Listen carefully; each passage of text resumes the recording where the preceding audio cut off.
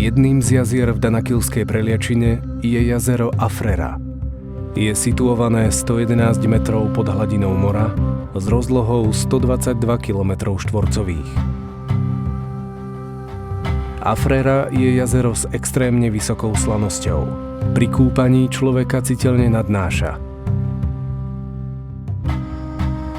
Množstvo vyťaženej soli v jazere sa odhaduje na približne 290 miliónov tón ročne.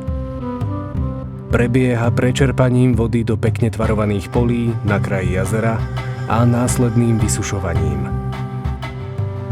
Domáci hovoria, že jazero často mení svoje hranice a tým aj svoj tvar. Sypkú soľ naberajú do vriec a pripravujú ju na odvoz na západ. Zaujímavosťou je, že do slaného jazera vtekajú horúce pramene sladkej vody.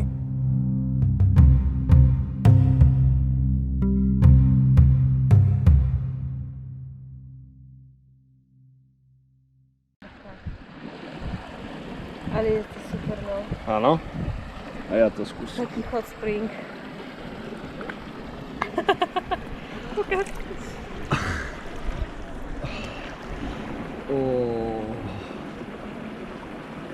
Jako je to super, keby to není 90 stupňů, že?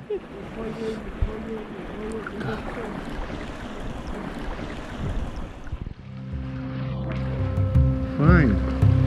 Jak się już przyzwyczaisz, tak jest okej. O to růzko.